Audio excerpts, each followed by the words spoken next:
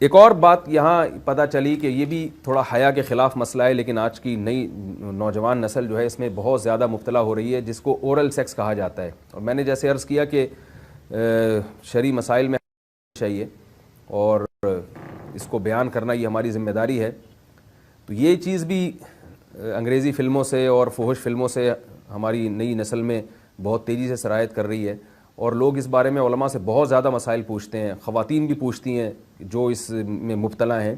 تو اس کا بھی مسئلہ یاد رکھیں کہ اللہ تعالیٰ نے حالت حیض میں زوجہ سے ہم بستری کو حرام قرار دیا کیونکہ اس میں گندگی ہے.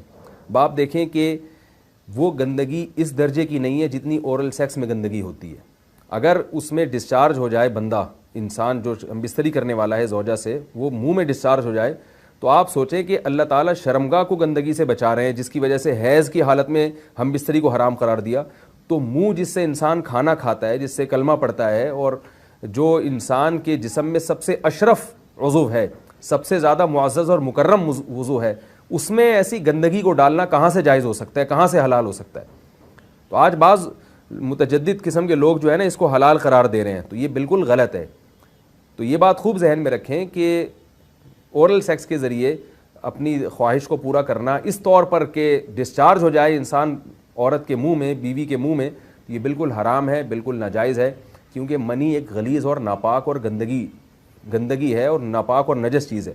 بعض حضرات یہ کہتے ہیں کہ منی پاک ہے، مگر یاد رکھیں منی کے پاک ہونے کے دلائل مضبوط نہیں ہیں، منی کے ناپاک ہونے کے دلائل بہت مضبوط ہیں.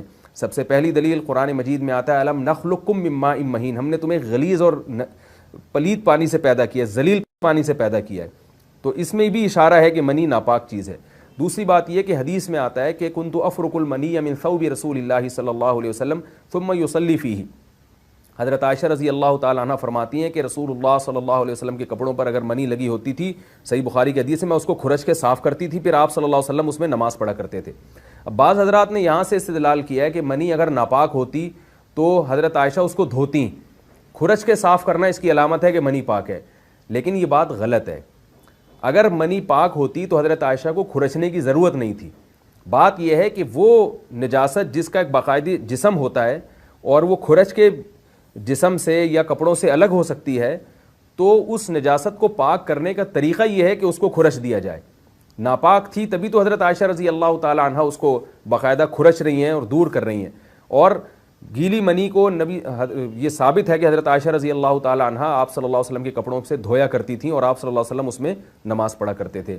حضرت عمر رضی اللہ تعالی عنہ کے دور میں کسی شخص کو احتلام ہوا تو اس نے اپنے پورے جو ہے نا وہ کپڑے دھوئے، تو حضرت عمر نے اس کو منع کیا، فرمایا کہ اتنا کافی تھا کہ اس جگہ کو تم دھو لیتے. تو اس میں بھی حضرت عمر اس کو باقاعدہ دھونے کا حکم دے رہے ہیں. کسی بھی صحابی نے اعتراض نہیں کیا کہ یا امیر المومنین آپ ان کو دھونے کا حکم کیوں دے رہے ہیں، منی تو پاک ہے. تو منی کے جو ناپاک ہونے کے دلائل ہیں وہ بہت مضبوط ہیں. باقی اس کو جو کھرچنے کا حکم ہے وہ اس لیے کہ منی کے پاک جو اگر خشک ہو جائے تو وہ کھرچ کے بھی پاک ہو جاتی ہے، اس کو پھر دھونا ضروری نہیں ہوتا. اس کی مثال ایسے جیسے حدیث میں آتا ہے، صحابہ کرام فرماتے ہیں کہ ہمارے تلواروں میں دشمن کا خون لگا ہوتا تھا تو ہم اس کو زمین پہ اچھی طرح رگڑ کے اسی کو لٹکا کے نماز پڑھتے تھے. تو دیکھیں خون بھی ایسی چیز ہے کہ جو سوکھنے کے بعد اس کی ایک پاپڑی سی جم جاتی ہے. تو حالانکہ خون کو بھی ناپاک مانا جاتا ہے، جمہور علماء کے ہاں خون ناپاک چیز ہے، لیکن صحابی کیا کر رہے ہیں، اس کو رگڑ کے زمین پہ اور جو اس کو اچھی طرح رگڑ کے جب اس کا اثر زائل ہو گیا تو اسی کو لٹکا کے نماز پڑھ رہے ہیں. تو جیسے خون ناپاک ہونے کے باوجود رگڑنے سے پاک ہو جاتا ہے اگر کسی ایسی چیز پہ لگا ہو جو لوہے یا ایسی سخت چیز پہ، تو ایسے ہی منی اگر کپڑوں پہ لگی ہو، خشک ہو جائے تو اس کو اچھی طرح جب کھرچ دیا جائے تو وہ پاک ہو جاتی ہے. لیکن اس سے یہ ثابت نہیں ہوتا کہ منی پہلے سے ہی پاک ہے. ایک اور دلیل منی کے ناپاک ہونے کی یہ ہے کہ جو مدی ہے، ٹرانسپیرنٹ پانی جو مرد کے جسم سے نکلتا ہے، وہ اگر جسم سے نکل جائے تو وضو فرض ہو جاتا ہے، اور منی نکل جائے تو غسل فرض ہوتا ہے. اب یہ کیسی بات ہے کہ مدی کے نکلنے سے جس سے وضو فرض ہو رہا ہے وہ تو ناپاک ہے، اور منی نکلنے سے جب غسل فرض ہو رہا ہے بڑی والی طہارت، تو اس کو ہم پاک قرار دیں. تو اس لیے امام ابو حنیفہ رحمہ اللہ تعالیٰ کا مذہب منی کے بارے میں کہ یہ نجاست غلیظہ ہے، اور امام مالک کا بھی یہی مذہب ہے. یہ مذہب بہت دلائل کے لحاظ سے قوی ہے.